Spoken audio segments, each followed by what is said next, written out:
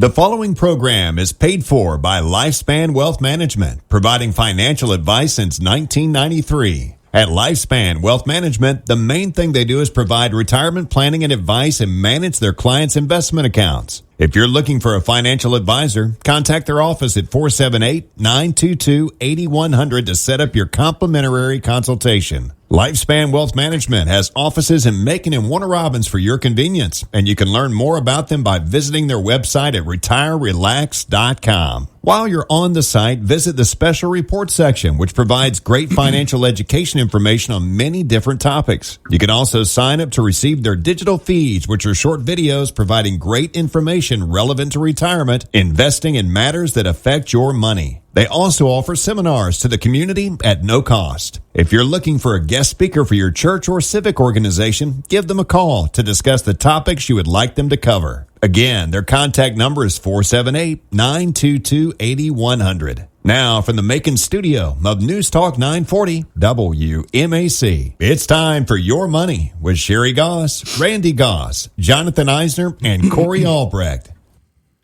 Hey, good morning, everybody, and thank you, as always, to all of our listeners. My kids told me this week, but I don't remember exactly, and I never keep up with it. Did the groundhog see its shadow this week? Do we know? I didn't realize it actually came out of its hole I never at all. saw it in the news. It's more winter. More winter. Whichever that one is. Oh, 6 more weeks. It's 6 already more shadowed. weeks. That's what I did remember was 6 more weeks. So whatever that Well, means, I next guess. week it's going to be 70 degrees. Yeah. I know. That's Okay, Wrong. let's just say it's 6 more weeks of winter up there. right. Yeah. Wherever that I groundhog think it's is. Connecticut, I think. Wherever I'm it not is. sure. All right, so interesting week, especially in the stock market. To say the least. To say the least, it experienced a lot of volatility, predominantly bearish volatility in this first week of February.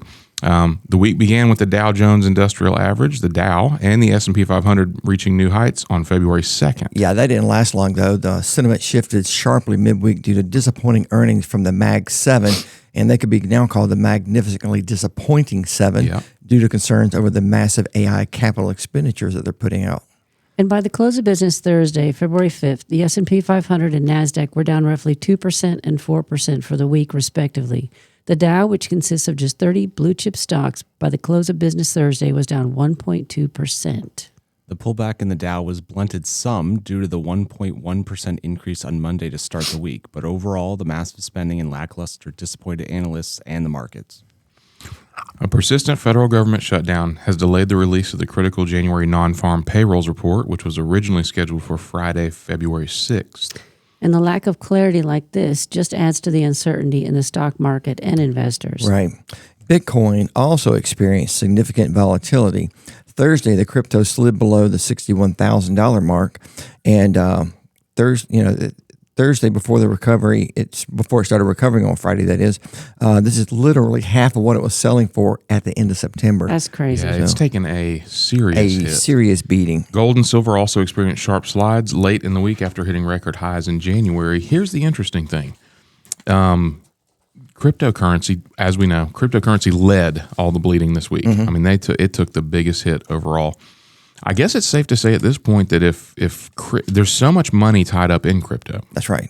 that if it takes a huge beating like this, or if it has huge gains, that traditional fiat currencies and markets are going to follow it. Because I know that the Mag 7 reports weren't great this week, and that's why a lot of the market downturned, but crypto taking this huge beating, and naturally it seems like a lot of the rest of the market just kind of followed it down. And is that because so much traditional money is tied up in it? I don't think the two are linked this time.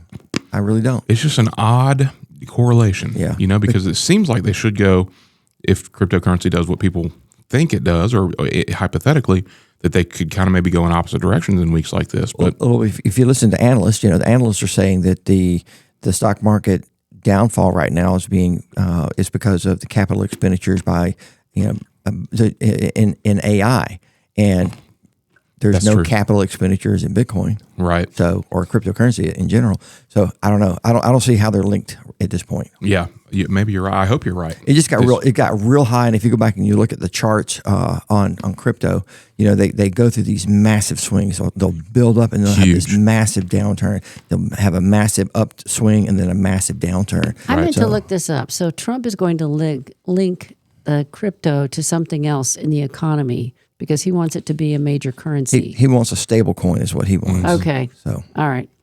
Anyway, so Trump RX, this was just announced this week that it's available and that he's negotiated all these low prices on drugs with all these companies. And I would really like to know if you're actually saving any money going forward if you go through Trump RX to buy prescriptions or to look at the prices and compare to what you're paying now. well, I heard on the radio coming in that like the Wegovy, Yes, that's one of the things that that's stuff listed. sells now for over $1,000, and it's going to sell for like $199. So that's a Through the big Trump sale. RX? Through the Trump RX. Okay. But I'd like to know how it's going to compare to, say, Good RX or Right. or what's the That's Cubans, Mark right? Cubans. I think GoodRx is Cubans, isn't it? I don't know. Good RX He's is not Mark different. Cubans. Yeah, that's a different thing. Gotcha. But I'd like to know how it compares to some of the other commercial entities that have stood up for very low price. But if you're paying a pharmaceuticals. lot for prescriptions, because I have clients that are paying thousands of dollars a month for prescription drugs, I would love to know if you go to Trump RX and then if you go to goodrx.com and plug your drug in, and where is the best price is it compared to everything else of where you can get this stuff. And remember, this is him trying to make the drugs that we buy here the same as anywhere else that Right. they're bought in the world. Yes, but email me if you see this as a win. I would love to hear it. So email me at Sherry SHERRI at rfmoney.com because I would like to know. Yep. All right, on to something brighter. Tomorrow's Super Bowl is finally here, and even though I don't have a dog in the fight, so thank you, Falcons, I will probably watch the matchup between the Seattle Seahawks and the New England Patriots. The Seahawks are favored by 4.5 points to win with a 45.5 over-under. Do you know what an over-under is, Sherry? No. Okay. That means that collectively they're predicted to both teams score 45.5 points. What? So gamblers, you might say 46 and then you win that bet, or you might say 45 and then you lose that bet. That's why they put it at 45.5. This is on par with the historic average score of all Super Bowl games played. However, this game is predicted to be closer than the traditional spread, where the winner took approximately 30 points and the loser only 16. Yep. I personally don't watch any football, but I was told to not count the Patriots out. A birdie told you. Yeah, they have not been underdogs in the Super Bowl since 2002, and they're so-called fighters. So That's a good point. An interesting fact is that the underdogs have covered the spread, and that means coming from behind in 5 consecutive Super Bowls and have won 3 and just straight, outright. So never count out the underdogs. I like the Seahawks to win this one, but I'm with you guys. The Patriots, especially their quarterback, Drake May, only in his second year. Very impressive team, very well-rounded team. I think whatever the outcome, that it's going to be a fantastic game. Yeah, and if you've been stuck in the house not doing anything, this is a good opportunity. Just go find a good seat at Wild Wings or something like that. They're not. They're not in our portfolio, and we're not being sponsored by them.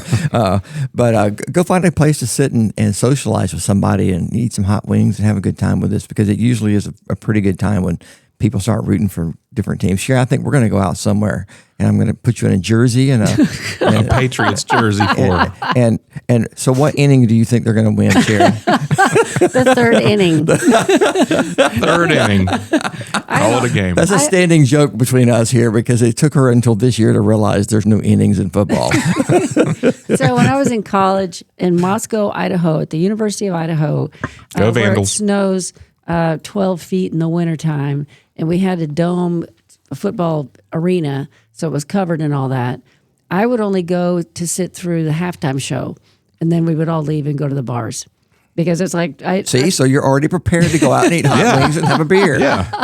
but it was Even like, if there's like a snow everywhere, she would Yeah. still do it. Yeah. we just went because we felt like we had to. I never really understood any of it.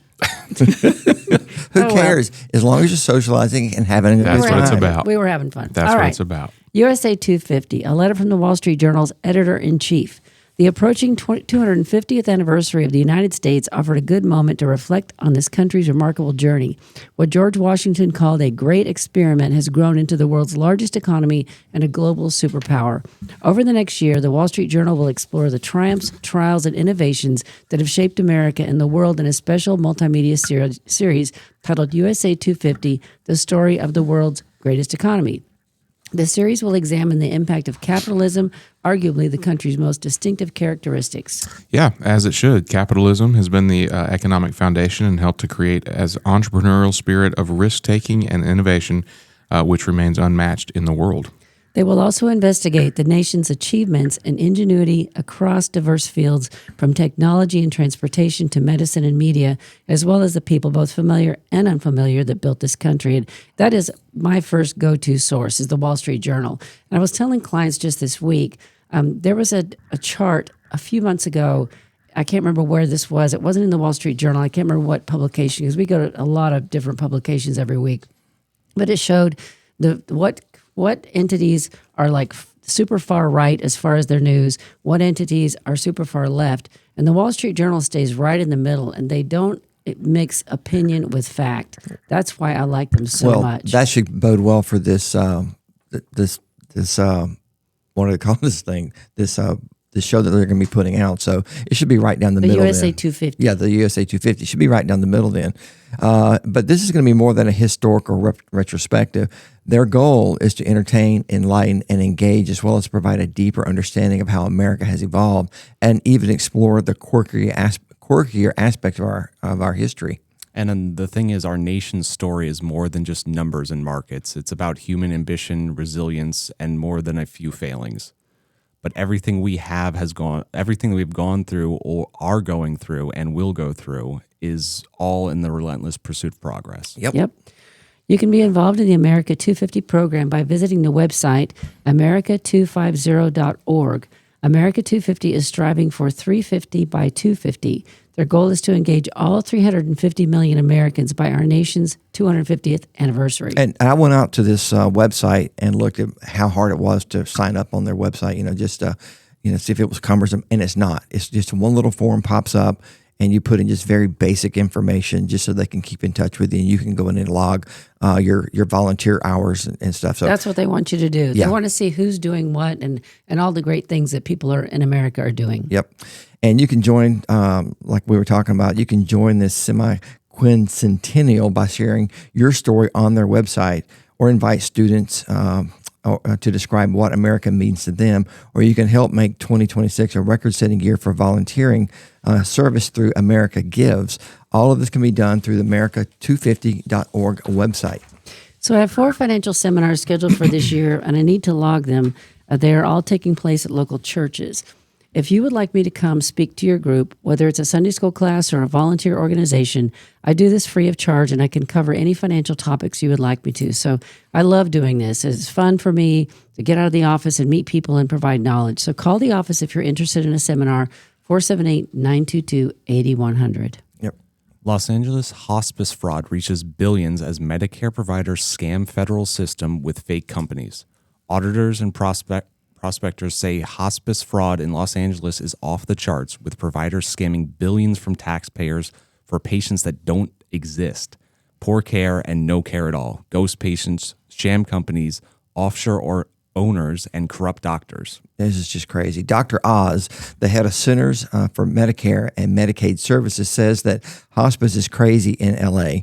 He says that you have hospice programs that have grown 7-fold in the last 5 years.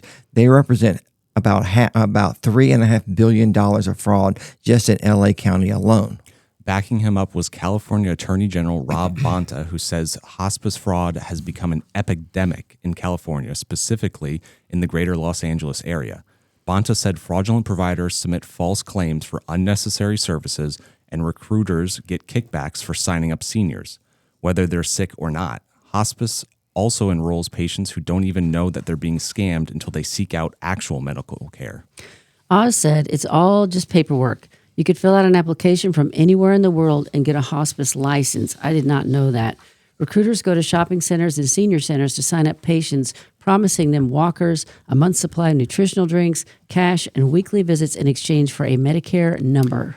And the recruiters then sell that beneficiary's Medicare number to providers for $1,000 to $3,000 and receive a cut every month the senior stays on their rolls. But hospice enrollees are supposed to have a terminal illness or life expectancy of 6 months or less. But frequently, hospice owners treat patients like trading cards, moving them from one provider to another if they stay too long, which raises a red flag with auditors. Guys, we've been doing a disservice to our clients because we've been investing in traditional markets. We could have been investing their money in fraudulent hospice programs in LA and returned 7x in the last 5 years. Man, we're doing this all wrong. Well, that's all interesting because the U.S., in the U.S., more than 50% of hospice patients die within 18 days. But in L.A., the average length of stay is more than 3 months. That just means you're getting better care there, obviously, right? And in many hospices, patients never die, with court records showing hospice billing the federal government for 18 months and even longer in some cases. That's insane. In LA, how did nobody catch this? How did our government not notice this? In LA, a hospice facility is paid by the federal government $260 a day for each day a senior is under its care. Hospices can fraudulently obtain more money by upcoding and unbundling procedures to inflate invoices. Sheila Clark, president of the California Hospice and Palliative Care Association, says that the Medicare MIB number, the 11-character code each Medicare recipient has that allows federal reimbursement, is more lucrative than a credit card. She says they're human traffickers. They're trafficking beneficiaries in and out of hospices and home health. Very disturbing. Yeah, and interestingly enough, LA County alone has 1,923 hospice providers. That's more than 36 states combined. 18% of the whole country's home health care billing is coming out of Los Angeles County, according to Dr. Oz. The epicenter of LA's fraud happens in the San Fernando Valley, specifically the Van Nuys neighborhood, where the state auditors found 210 hospice agencies within a square mile. That's insane. Yep. One commercial building without any signage indicating hospice services were located inside received state licenses for 112 hospices. Fox News went to those addresses and did not see a single person. At other locations in the valley, hospices operated inside strip malls alongside burrito stands, nail salons, dance studios, tax preparers, and even an auto parts store and a wrecking yard. Dr. Oz says they believe a lot of the hospices in the area are Russian, Armenian gangs, and mafia leading a lot of these efforts, and they believe have been able to corrupt and work with doctors who are willing to lie. What a disturbing... What a racket. Yeah. Horrible. Investigators first uncovered the international organized crime connection about 10 years ago when federal prosecutors charged 73 members and associates throughout the U.S. and Armenia of stealing $100 million from Medicare by using a series of phantom clinics to bill for thousands of unnecessary medical treatments. Okay, 10 years ago, and they still haven't Right. figured out a way to Figured- stop Right. this? I don't understand this at all. Known as the Mirzoyan Turjanian, whatever Yeah, that's right. called, crime ring. Crime ring. Defendants received 1 to 3 year sentences for racketeering, healthcare fraud, and money laundering. 1 to 3 years? That's not enough, I don't think. Since then, many other Armenian American hospice owners have been prosecuted in California. Yeah. Well, California imposed a moratorium on the hospice licenses until it can clean up the industry. Problem is, hundreds of fraudulent providers remain in business, and when seniors actually need care, they can't get it because the hospice owns the Medicare numbers, prohibiting legitimate doctors and hospitals from providing care. So I hope they're going to do a nationwide investigation, as it can't just be happening in California. And this is your money. Right. That's right. Being stolen. Being wasted. Yep. All right. So over the past few months, we've heard growing concerns from clients about AI-driven fraud. And frankly, we're seeing alarming examples in the news almost weekly. While we're not cybersecurity professionals, we feel it's important to share what we're learning about this evolving threat and some practical steps you can take to help protect yourself and your family. This isn't traditional identity theft anymore. The technology criminals are using has become sophisticated enough that even careful, savvy people are falling victim to scams that would have seemed impossible only a few years ago. Yeah, the problem is growing fast too. The numbers tell a concerning story. Here's some data for you. Consumers lost more than $12.5 billion in 2024 to fraud, and that's a 25% increase over 2023. Impersonation scams surged 148% in 24, overtaking every other form of identity crime. Deepfake fraud rose 700% in quarter one of 2025 compared to 2024. and synthetic fake identity documents fraud jumped 378% in the same time frame. Thank you, AI. Yeah, those are big jumps. What has changed is that AI has made fraud cheaper, faster, and far more convincing. Criminals can now create realistic fake emails, websites, documents, voices, and even video calls, often indistinguishable from authentic ones. Yep. Criminals are using AI tools that are inexpensive and easily accessible too. Cloned voices from just 3 seconds of audio with 85% accuracy. And I will give you a real world example of this in just a second. They can generate fake images and documents that look completely authentic. They can even create deepfake videos of public figures, business leaders, or even family members. Just take a look at YouTube and you'll see videos of public figures talking, and you instinctively know it's not them, but they look so good. Criminals are getting better, much better, at writing perfectly worded phishing emails that eliminate the spelling and grammar errors that used to give scams away. The emotional realism of these attacks, especially voice cloning, makes them particularly dangerous. Yep. So here's the real world example I was referring to just a second ago. The Wall Street Journal reported the chilling case back in April of 2025. A Colorado woman received a panicked phone call from someone who sounded exactly like her adult daughter. The voice claimed she had been abducted and demanded $2,000. The mother, convinced by the perfect voice match, wired the money immediately. Her daughter, who had actually been home the entire time, the voice had been cloned from short clips that she had posted online. This is not an isolated incident. This just reminds me of somebody told me a few years ago, you get a call, you don't recognize the number, you answer. Yeah. And it's maybe it's a robot or maybe it's a person, but these people who tell me that they like to mess with them and give them a taste of their own medicine, I'm like, you shouldn't do that. You shouldn't. Because they're getting your voice. That's and right. They're going to win at the end of the day. Absolutely. So this is a case, if ever there was one, to just not answer phone calls where you don't recognize the number. Absolutely. If it's important enough, the person will leave you a voicemail. That's right. I leave voicemails for everybody if it's important enough, because I don't blame them for not answering a call if they don't know my number. Yeah. I know it's frustrating sometimes when you call someone and they go, I don't answer phone calls, just leave your voicemail. Right. But, I get it. It's the way it There's is. too many scammers out there. For sure. Yeah. So it's not an isolated incident. The scams are happening with increasing frequency, and they're remarkably effective because they exploit our natural instinct to help loved ones in distress. And people will stoop to very low levels, like we've talked about. It's amazing how low they will go. Scammers harvest publicly available information from social media, business profiles, and news articles to craft highly personalized attacks that can fool even the most sophisticated individuals. So let's discuss some practical steps you can take. While the threat is real, there are ways to help protect yourself. Statistics show that more than 83% of Americans say they are worried about AI-powered scams, but awareness and simple precautions can mitigate your risk. Establish a family code word. Create a shared word or phrase to use in emergencies or financial requests. If someone calls claiming to be a family member in distress, ask for the code word. This simple step can defeat voice cloning schemes. Keep it simple and something you can remember in times of stress. I tried to do this with our family at Christmas a couple of years ago. You tried to scam them? I tried to scam them. Yep, I tried. It failed. They knew it was you. Yeah, they could see I was talking right there at the table. I try to say we need a code word because I was explaining to them how real this stuff is becoming. Right. And no one wanted to hear about it. They were like, no, that's just BS. But it's really something that you really need to take serious nowadays. What was the code word? I'm just kidding. All right. I just looked at him like he was a frog. Verify before you act. For any urgent request involving money or sensitive information, hang up and call back using a verified number. Treat any demand for immediate payment and extreme caution, no matter how convincing the caller sounds. We do something similar to this here, where if we have somebody call and request, let's say a distribution or any kind of money movement, you guys know better than I do, but the process is that the ladies, they say, okay, I'm going to call you right back from a verified number. Yep. Right? We check 3 or 4 different pieces of personal identifiable information and then call them back as well. Right. Just to make sure that 100% that it is indeed the Them. person asking for their money. Yep.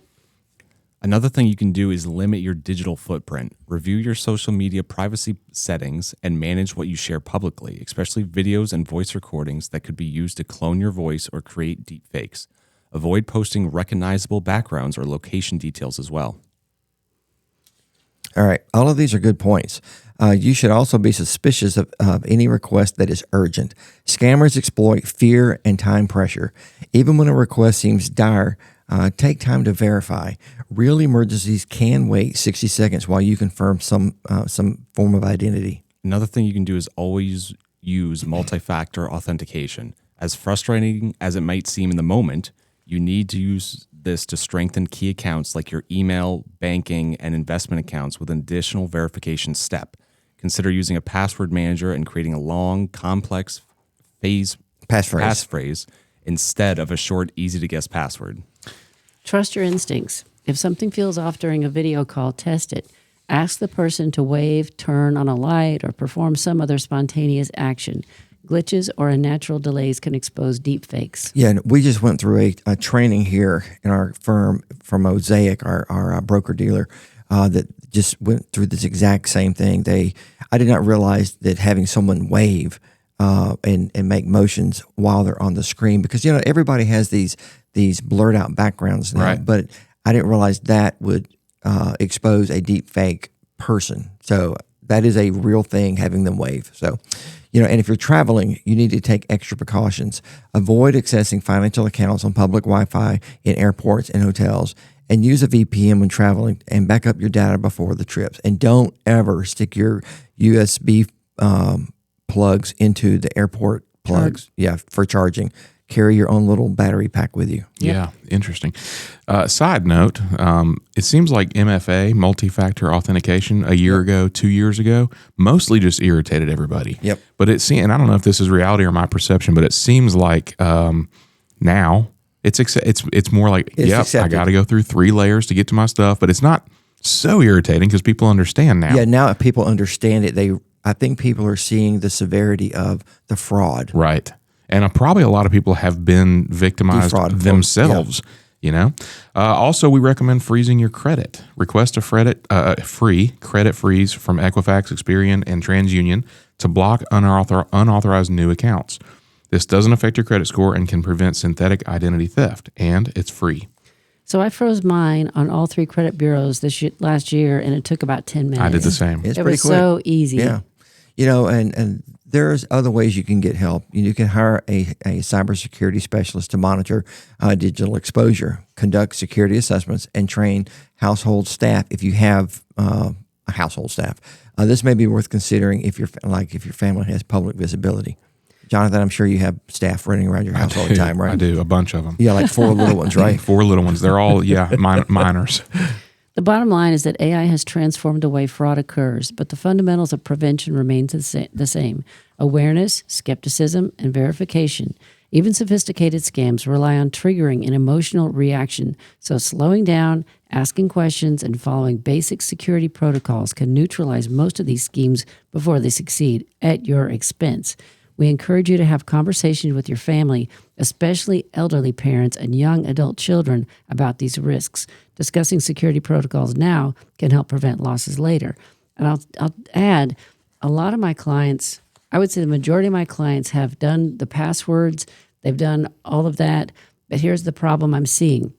One person is the computer person, the spouse is not. Right. And so I'm encouraging the spouses to make sure they know the passwords to all of this stuff and they have it written down somewhere, because if something happens to their spouse, they can't get into anything. And so you need to write this stuff down in a secure place in your house. Halftime? Nope. American taxpayers could see relief from property tax in the future in at least 5 states that are currently considering eliminating property tax altogether, which could force states and localities to turn to other sources to fund key public services. Property taxes provide a key source of revenue for state and local governments, accounting for 90% of school funding, 70% of local revenue, and 25% of all aggregate state and local tax revenue. Yep, and Georgia is one of these states. Yay. A proposal by the GOP state lawmakers would eliminate most property taxes by 2032, with the effort starting with a $1 billion expenditure by the state government to lower property taxes. It would also hike property tax exemptions for primary residences from $5,000, which it is currently, to $150,000 in 2031, with most property taxes eliminated the following year. Local governments would then compensate for the lost revenue by billing homeowners for services such as garbage collection, stormwater control, and fire protection. The proposal would require voter approval for other improvements, such as those to government infrastructure or schools. Now halftime. Now halftime. You've been listening to Your Money, brought to you by Lifespan Wealth Management, proudly serving Middle Georgia for over 30 years. Our mission? Helping folks just like you plan for a secure and stress-free retirement. Need a trusted financial advisor? Call us today at 478-922-8100 and schedule your complimentary consultation at our Macon or Warner Robins office. Want to learn more? Visit us anytime at retirerelax.com. Because when you plan smart, you can retire and relax. And here's something extra. We offer free educational seminars for the community. If your group needs a guest speaker, give us a call and let's make it happen. That's 478-922-8100. Now, let's get back to the show. All right. Bigger IRS refunds are in store, but those who want to check will have to wait much longer. Here's what you need to know if you want your tax refunds as a paper check. The agency, the IRS, that is, on Tuesday explained how it plans to comply with this tax season with President Trump's executive order to transition the government to an electronic payment program. Refunds this year are expected to be supersized thanks to the new tax laws. The average, on average, $1,000 more than usual. Most taxpayers now e-file and get refunds directly deposited into their bank accounts, but there are nearly 10 million holdouts who still get paper checks in the mail, which is just dangerous. It is. The IRS, again, encouraging taxpayers to include direct deposit information on their returns this filing season. If you file an accurate return electronically and choose direct deposit, the IRS says you should generally get your refund within 21 days. If you don't provide direct deposit information, the IRS will mail you a notice asking you to provide your bank information or to explain why you can't provide it. If you don't respond within 30 days, the refund will be released as a paper check after 6 weeks. The IRS says it will spell out situations where limited exceptions to the paper check phase-out will apply. Generally, those will be households without bank accounts, taxpayers living abroad, and some religious communities. Yeah, and the executive order applies to the tax payments that people owe too. But for now, the IRS is still accepting checks and money orders. IRS Direct Pay accepts payments directly from bank accounts with no fee. Other payment options include debit or credit cards, although fees will apply for those. So all the hype and the popular narrative that artificial intelligence is the engine keeping the U.S. economy alive appears to be overstated, according to recent data. Yep, the AI boom has definitely reshaped market valuations. I think we can all agree on that, which were driven by large investments and record bond issuances to finance data centers. All of this heavily influenced gross domestic product, or GDP, especially in early 2025. This led to many economists and market participants to suggest AI investment was the savior of an otherwise stagnant domestic economy. But however, there was a report from MRB Partners that revealed that consumption was the most crucial driver in the U.S. GDP last year, which is usually the case in periods of economic expansion. AI-related capital expenditures came in second. I found that pretty interesting personally. And if you listen to the news, you could be led to believe that if we didn't have the AI capital expenditures, CapEx, GDP would have slumped last year. And that's simply not true. It's the U.S. consumer that continues to drive the expansion. Yep, and it's important to understand that a lot of high-tech equipment being used in the build-out of AI is imported, and AI's additive value to the GDP is smaller than one might expect. GDP is comprised of 4 components: consumption, investment, government spending, and net exports. Imports don't count, given that GDP measures domestic production only. And if you add back all of the AI-related imports, it is estimated that these items only add about 0.9% to GDP growth on the first 3 quarters of 2025. What this shows is that there is still growth in the U.S. without the AI boom. Granted, not as much, but it shows that the U.S. economy would not falter without it. Yeah, Bespoke Investment Group similarly dispelled notions of AI contributions to GDP in a post on X, publishing a chart titled "A Unique Quarter One Vastly Overstated AI Share of Economy Perceptions," finding finding that categories linked to artificial intelligence spending accounted for just 15% of quarterly GDP growth, with their share of overall GDP coming out less than 5% overall. MRB Partners research highlights the importance of consumer spending as a major leg of economic expansion. And this data supports a narrative for a resilient economic road ahead as consumption continues in 2026 despite slower income growth and rising wealth concentration among the top U.S. earners. Yeah, and there's also been an argument that only the rich are driving consumption, and that somehow makes consumption vulnerable. RMB does not find that evidence at all. But they do expect to see more AI spending, and with more rate cuts coming from the Fed, a more stabilized unemployment outlook, aided by a collapse in immigration, they believe they should fuel the economic engines in the U.S. in 2026. I think it's a bright future for 2026 at least. I agree. All right, let's talk about the high-speed internet boom. And it's hitting a very low-tech snag, and that is the labor shortage. Fiber cables were laid at a record high number of homes last year, fueled by billions in federal grants for broadband internet. Tech companies' voracious appetite for data centers is ratcheting up demand even further with the need for millions more miles of cables. Yet the rush to build is hitting a human bottleneck, particularly among workers who can splice the fiber networks. Yeah, and fiber, that's the heart of the technology, and splicing it is really key. Some of the jobs take months of training and require an artist's attention to detail. Others require physical strength and stamina to climb telephone poles in the summer heat, as an example. The problem is that these people can't be hired fast enough, and when they are, workers often are poached by competitors dangling higher wages. Companies need drillers, foremen, splicers, and aerial linemen, and the demand is expected to create 58,000 new jobs between 2025 and 2032. And with 120,000 workers expected to leave the field in the same period, mainly through retirement, the report forecasts a massive shortfall in trained labor in this field. As a result, contractors and analysts predict that our AI future might take longer to achieve than a goal of nationwide high-speed internet could remain out of reach, at least for a while longer, especially in some of the more remote areas. Right. For those with fiber laying skills, the work can pay very good money. No college is needed either. Telecommunications line installers and repairers made annual median wages of $70,500 in 2024. And according to the Bureau, that was according to the Bureau of Labor Statistics. That figure doesn't include overtime pay. By comparison, the annual median wage across all occupations nationwide was $49,500. However, the job isn't for everyone. Fiber crews often work more than 10 hours a day outdoors in nearly all types of weather.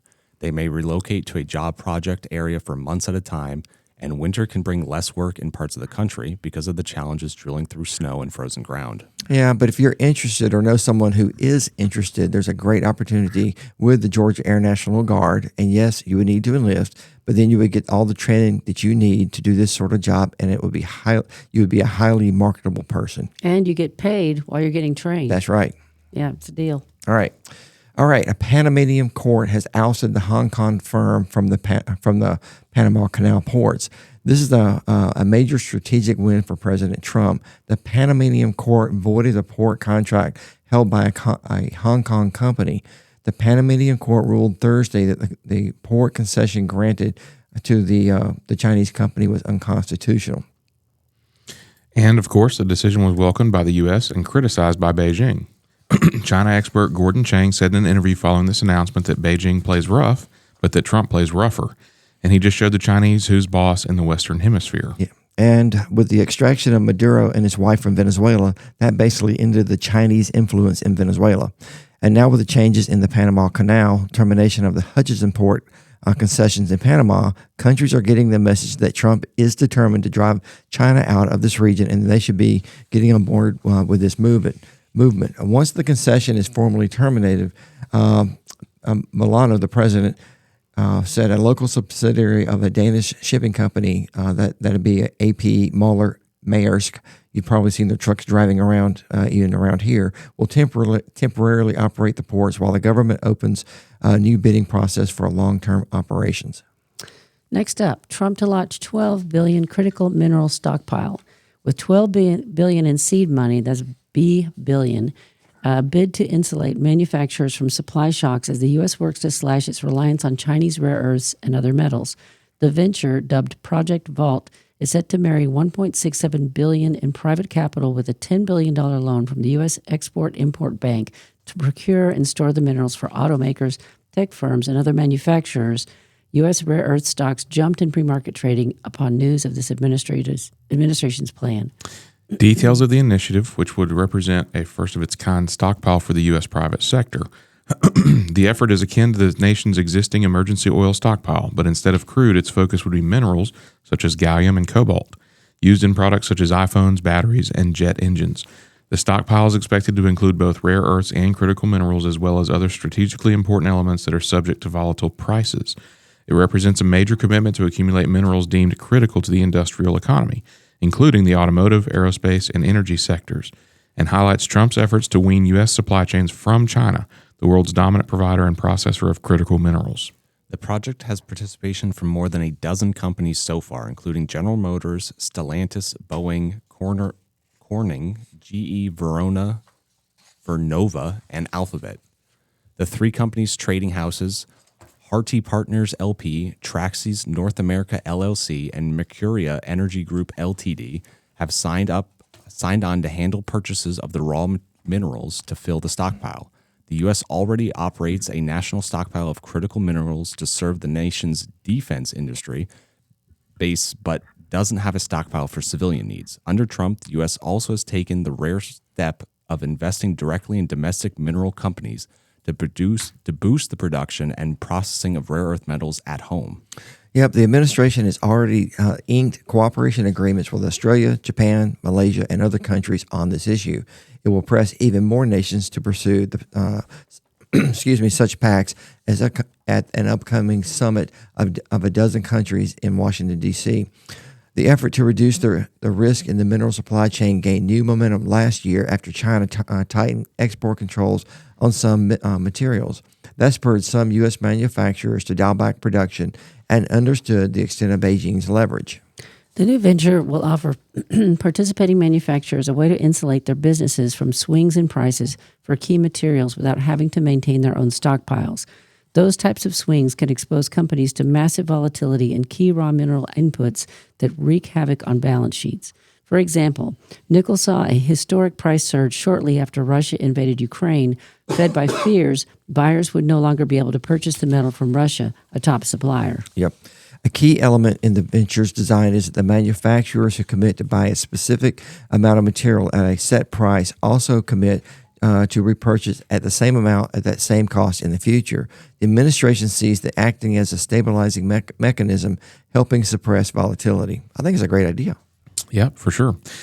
Okay, the uproar over affordability is coming for insurers. Insurance companies that cover homes and cars are reaping the rewards of the inflation-busting price increases that have squeezed household budgets nationwide. And you can speak personally on that one. I have felt the squeeze. But the stark contrast between near-record profits and sharp rate hikes has put the industry in the regulatory firing line. Insurers are starting to feel the heat from the political wrangle over affordability. New York Governor Kathy Hochul said this month became the latest state lawmaker to advocate profit caps on insurers to tackle escalating home and crushingly expensive, in her words, auto insurance rates. They are crushingly expensive. Her plan would require home insurers with outsized profit margins to lower or justify their rates and review the profit threshold at which auto insurers are required to refund customers. Also this month, lawmakers in states including Oklahoma proposed profit caps to target insurance. The near-record profits are fueling tremendous anger among people in every state, said Amy Botch, an executive director of consumer group United Policyholders. Travelers, an insurer seen as a bellwether for the industry, on Wednesday reported net income last year jumped 26% to $6.3 billion, up from $5 billion in 2024. Chief Executive Alan Schnitzer said the results reflected exceptional performance across business. This quarter's round of insurer earnings will likely intensify the pressure for politicians to act. Companies are set to report even better results than 2024 when they recover from a post-pandemic run of losses. Yeah, the property and casualty industry, which includes home and auto insurers, last year racked up the highest underwriting profits in almost 2 decades, according to the S&P Global Market Intelligence forecast. Rate increases are feeding into political conversations about how to tackle rising prices more generally in the economy. President Trump recently floated a slew of ideas, from capping credit card rates to banning big investors from buying single-family homes. The industrial the industry's financial well-being is at odds with the experience of many of its customers. Rates on home insurance policies continue their relentless upward trajectory. States last year approved increases averaging 6% nationwide. That is an improvement on the double-digit increases of the previous 2 years, but still more than double last year's rise in consumer prices, the data shows. Homeowners in some states are even worse off. In wildfire-prone Colorado, approved rates have more than doubled since 2020, including a highest in the nation hike of 21% last year. No state sanctioned a decrease in home insurance rates last year. 0 states went down. Isn't that something? Right. In contrast, drivers are starting to feel the benefit of insurers' increased profitability, although much depends on where you live. Nationally, rates were little changed last year. Approved rate cuts of up to 6% in many states were offset by increases elsewhere, including 10% in New Jersey. Insurers say profit curbs are often counterproductive. Restricting profits reduces competition and can prompt a California-style exodus from a market, according to the industry. Even as profit margins on auto insurance narrow, the companies appear determined to resist the kind of price cuts that would send them back into losses. There seems to be this view that we're all going to slice our own throats, says Tom Wilson, chief executive of insurer Allstate, last month told an analyst conference. Companies aren't in that mode, he said. We can keep making money. The escalating threat of such regulations in New York and elsewhere has hit insurance company stocks in recent weeks. The seeming disparity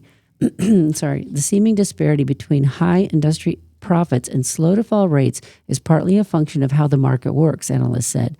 The more money insurers make selling a policy, the more they typically compete to win new customers, in part by cutting rates. But changes to home and auto insurance policies can take months to be approved, and regulators typically work off historic data, so profits can take a long time to filter through to prices. There's a time lag that can create a mismatch between market conditions and rates, according to Tim Zawacki, an S&P analyst. Consumers typically benefit from this when insurers are in the red and can't raise rates quickly, but lose out when the industry swings back to profit. Over time, it should even out, he said. Insurers have been more cautious about rate cuts than in past cycles because some significantly cut prices during the pandemic and then lagged behind rivals, returning to profit after inflation spiked. Yep. So I wonder if there's a way to go online and shop and compare rates between these companies like you can do with life insurance. Absolutely, there is. There is? Absolutely. Okay, we need to do that. I can't remember the name of the website, but there is one for auto and home. Okay. So, all right, let's talk about how Trump accounts could turn working class kids into millionaires. Bank of America announced Wednesday that it will match the federal government's $1,000 contribution to Trump accounts for eligible children of its 165,000 employees. The move makes the Bank of America the latest in a rapidly expanding roster of major employers, including BlackRock, Intel, Charles Schwab, J.P. Morgan Chase, Charter Communications, Robinhood, SoFi, and Uber that view these accounts as both competitive employees' benefits and vehicles for generational wealth creation. What began as a Section 530A in last year's One Big Beautiful Bill Act is evolving into something more substantial, a multi-layered wealth-building system combining government seed capital, corporate matching, philanthropic donations, and family savings.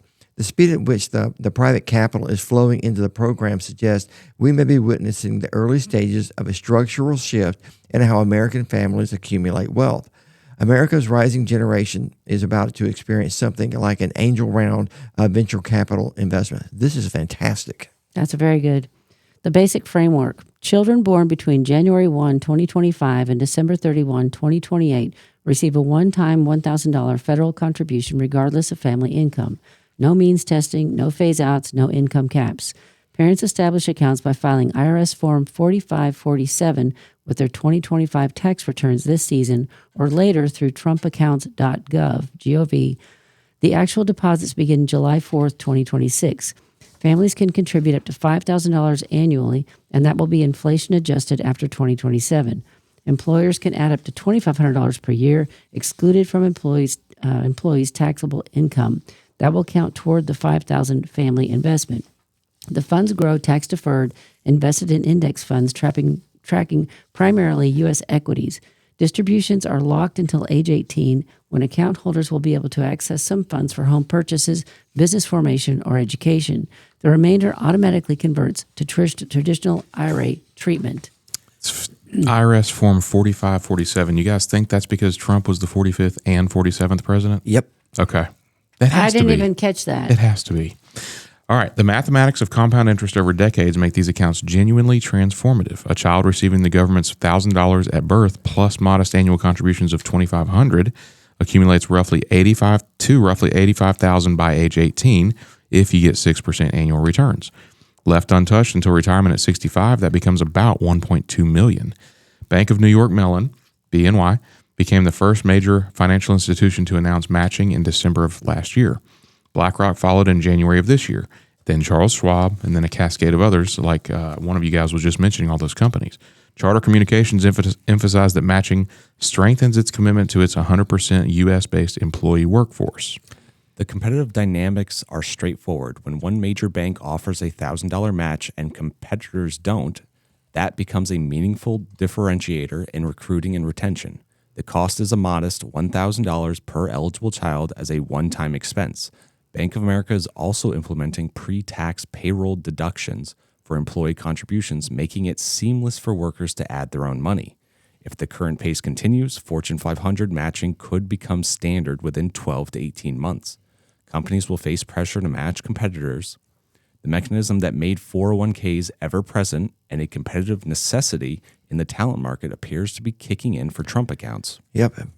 Beyond corporate matches, massive philanthropic capital is flowing in. Michael and Susan Dell pledged $6.25 billion, and that's one of the largest donations in American history, to fund $250 accounts for 25 million children in middle-class zip codes. Ray Dalio and his wife Barbara are matching that $250 contribution for approximately 300,000 children in Connecticut.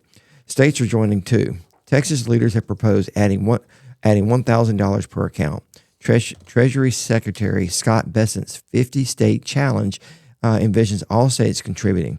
Even if only half participants participate at Texas's level, millions of children would start with $2,000 to $3,000 before any family or employer contributions. Just like in the private sector, states are likely to compete with each other to provide funding to attract residents, particularly if your current environment of low population growth. Consider a child born in 2026 to Bank of America employees in Texas. Government, $1,000. Bank of America match, $1,000. Texas, $1,000. That's $3,000 at birth before the family contributes anything. Add modest payroll deductions and employer contributions under the $5,000 cap, and the child could have $85,000 to $100,000 by age 18. The program's universal structure, no income caps, everyone eligible, follows the Social Security model rather than means-tested welfare. This matters for political durability. Programs that exclude higher earners lose their support. Universal programs create constituencies spanning income levels. This makes it more likely that the program will be extended indefinitely beyond the current 2028 sunset. I like this, incorporating employers into this, because Yes. I think that people are less likely to pull from their kid's account. If it's something for their kid, Yeah. you know, they might quickly pull from their 401k, take penalties, whatever the case may be, taxes. But if it's their kid's money, they're a lot less likely to mess with it. I agree. On its way up, I think. This is good. The requirement that the accounts be invested in index funds tracking U.S. companies means every child with a Trump account benefits directly when the S&P 500 rises, when corporate profits grow, when American businesses succeed. A generation watching their account balances rise with stock market gains will have fundamentally different attitudes toward economic policy. They'll have skin in the game. Perhaps most striking is the bipartisan intellectual support. Teresa Ghilarducci, a prominent left-wing economist, collaborated with Kevin Hassett, President Trump's top economic advisor, on proposals that became Section 530A. Despite vastly different political worldviews, both recognize that wealth provides security and power in ways income alone cannot. The bottom half of Americans own just 2.5% of total wealth and roughly 1% of stocks and bonds. Trump accounts attack that disparity through ownership, not redistribution. And this is just the beginning. The next 6 months will determine whether this becomes embedded infrastructure or remains a niche program. Corporate adoption pace matters. If 5 more Fortune 500 companies announce matches this quarter, the cascade accelerates. State participation matters. If Florida, Ohio, and Georgia follow Texas, the program achieves critical mass. Participation rates matter. If enrollment becomes truly seamless, working-class families will participate at high rates. One thing to consider, why not have hospitals include Trump account paperwork when a baby is delivered? Make it as easy as getting a Social Security number. Yep, and the secret's going to be to keep the kids, when they turn 18, from pulling the money out to go buy a car. Right. So anyway, we're at the end of the show, and we appreciate all of you for tuning in and taking time from your Saturdays to be with us. We'll see you next weekend. Thanks for listening to Your Money, produced by Lifespan Wealth Management. As financial advisors, the main thing they do is provide retirement planning and advice and manage their clients' investment accounts. If you're looking for a financial advisor, please contact their office at 478-922-8100 to set up your complimentary consultation. You can learn more about them by visiting their website, retirerelax.com. And if you have a question or a topic that you would like them to cover in next week's broadcast, you can email Randy at rfmoney.com. They look forward to connecting with you next week. Have a great weekend, everyone.